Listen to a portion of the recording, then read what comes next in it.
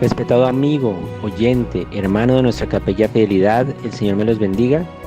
Mi nombre es Alejandro Garzón y hoy estaremos meditando en el Éxodo capítulo 25. Padre de la Gloria, habla a nuestros corazones, Señor. Permítenos crecer más, entenderte más, vivir más a tu manera y no a la nuestra, Señor.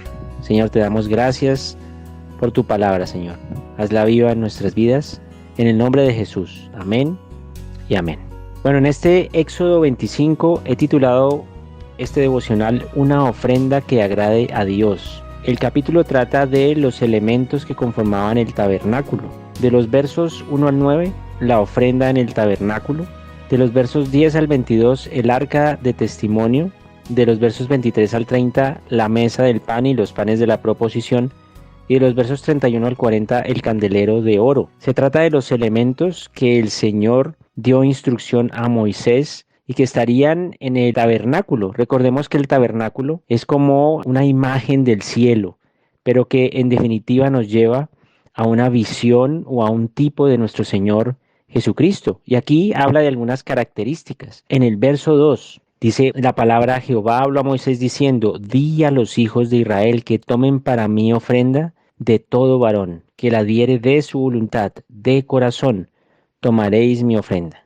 Y aquí empezamos a ver las características de la ofrenda que agrada a Dios. Debe ser una ofrenda que tiene una motivación especial, que tiene un carácter especial y una postura especial. Y este verso es el que ha llamado mi atención. ¿Cuál es la ofrenda que agrada a Dios? Es una ofrenda cuya motivación sea Dios mismo. Parece absurdo decirlo, pero a veces se nos olvida que el centro de nuestras vidas como cristianos es Cristo mismo. Aquí el Señor mismo dice: haz una ofrenda para mí. La motivación en todo lo que ofrecemos, nuestro servicio, nuestro diario vivir, desde que nos levantamos hasta que nos acostamos, nuestros pensamientos, nuestra manera de vivir, debe ser Cristo mismo. Luego dice: todo varón.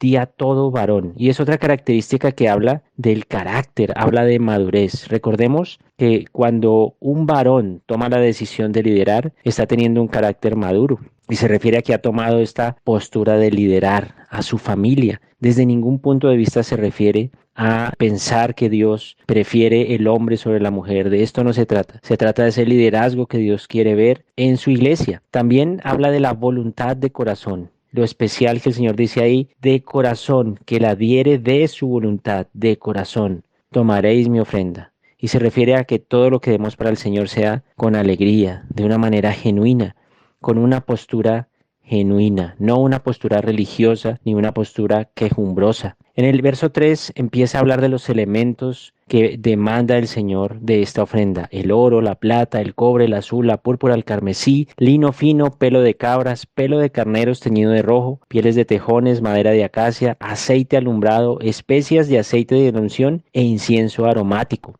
que formarían parte de los elementos del tabernáculo.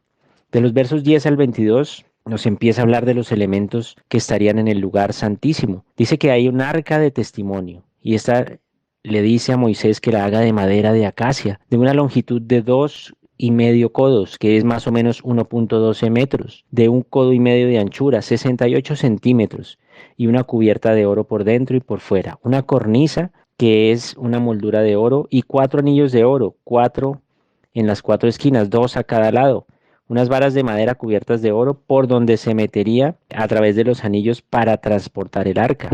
Recordemos esa escena de Uzá en tiempos de David, en el segundo libro de Samuel, capítulo 6, cuando él, por transportar el arca de una manera inadecuada, fue consumido por el Señor. Y una escena lamentable, porque olvidaron las instrucciones del Señor de llevar el arca, que en definitiva representaba al Señor mismo. El propiciatorio de oro fino, también de las mismas medidas del arca, que se pondría sobre el arca misma, y 2 querubines de oro labrado a martillo en los 2 extremos del propiciatorio. Estos querubines tenían unas condiciones, y es que las alas debían ocupar lo largo del propiciatorio y también deberían estar mirándose frente a frente hacia el propiciatorio. Y ahí vemos esta parte, y recordemos que todo esto no es otra cosa más que una figuración de lo que hizo nuestro Señor Jesucristo. en la carta a los Hebreos, el capítulo 8, el verso 1 y 2, el escritor de Hebreos nos dice: ahora bien, el punto principal de lo que venimos diciendo es que tenemos tal sumo sacerdote, el cual se sentó a la diestra del trono de la majestad en los cielos, ministro del santuario y de aquel verdadero tabernáculo que levantó el Señor, no el hombre. Y qué especial esto. Aunque este era el primer pacto, que lamentablemente fracasó, era una figuración, una prefiguración de lo que Cristo haría por nosotros, de lo que el Señor nos permitiría estar a nosotros o vivir a nosotros. El arca ha sido buscada por muchos arqueólogos, incluso cineastas han soñado con encontrar el arca, pero el arca no está acá. En Apocalipsis 11:19 dice que luego que sonó la séptima trompeta, el templo de Dios fue abierto en el cielo y el arca de su pacto se veía en el templo. Y hubo relámpagos, voces, truenos, terremoto y un grande granizo. El arca está con Dios mismo.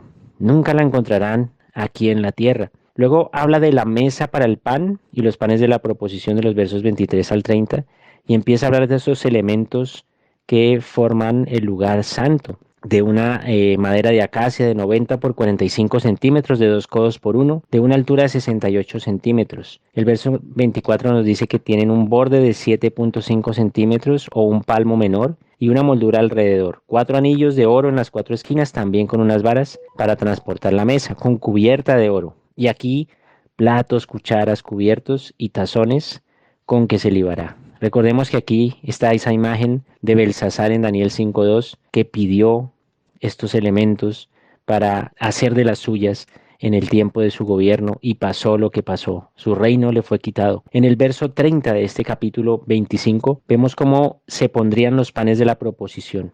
Y recordamos esa escena en el primer libro de Samuel 21:5 cuando el sacerdote Ahimelech dio los panes de la proposición a David, y el Señor Jesucristo en Mateo 12:6 habló de esto al corazón del fariseísmo o al corazón de los fariseos, quienes estaban muy centrados en la ley, pero el Señor les dijo en Mateo 12:6, aquí hay uno mayor que el templo, uno mayor que el templo está aquí, el Señor mismo. Luego vemos la presencia del candelero de oro, que aparece de los versos 31 al verso 40. Y nos habla de estas características. Era de oro puro, labrado a martillo, con un pie, unas copas, una manzana, unas manzanas y unas flores, de 6 brazos, 3 a cada lado, con 3 copas, con flor de almendro, con una manzana y una flor en cada brazo. Y curiosamente se refiere a que el Señor es la luz del mundo. La razón por la cual el Señor tal vez lo puso allí en el tabernáculo era porque él pretendía que Israel fuese el reflejo de él, de la luz del mundo en Israel. Pero hermanos, el Señor nos ha hecho a nosotros también luz del mundo para que lo reflejemos a Él. Incluso en Apocalipsis 1:12 aparece esta imagen donde el Señor lleva en sus manos los 7 candeleros, refiriéndose a las 7 iglesias. De todo esto, amigo y hermano, hay unas frases o hay unas palabras que llamaron mucho mi atención. En el verso 9, cuando el Señor le da las instrucciones a Moisés, dice, haz todo conforme a lo que yo te muestre. Y habla de que Dios inició todo, y todo inició en Calvario. Primera de Pedro 3:18 nos dice, porque también Cristo padeció una sola vez por los pecados, el justo por los injustos para llevarnos a Dios, siendo la verdad muerto en la carne pero vivificado en espíritu. También dice el verso 16 y el verso 21, y pondrás en el arca el testimonio que yo te daré. Y el verso 21, y pondrás el propiciatorio encima del arca, y en el arca pondrás el testimonio que yo te daré. Y habla de que este mismo Dios que inició todo, proveerá todo. En el verso 30 dice, y pondrás sobre la mesa el pan de la propiciación delante de mí continuamente. El Dios que inició, el Dios que provee, es el mismo Dios que permanecerá contigo y conmigo. Y más adelante, en el verso 40 dice, mira, y hazlo conforme al modelo que yo te he mostrado en el monte.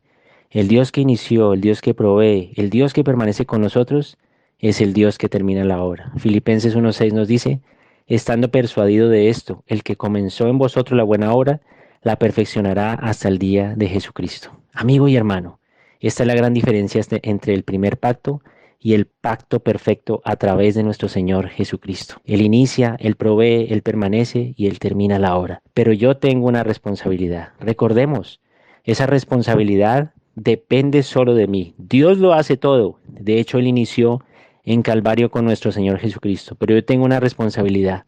Responder al mover de nuestro Señor. Lo primero es ser hijos de Dios. Recordemos a quién les está dictando estas normas, a los hijos de Israel. Lo primero que yo debo hacer es recibir a Cristo en mi corazón.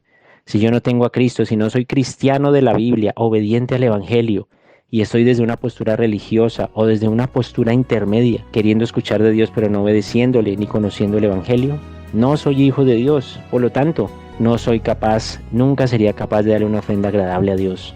Lo segundo es que la motivación en todo lo que yo haga es para Él.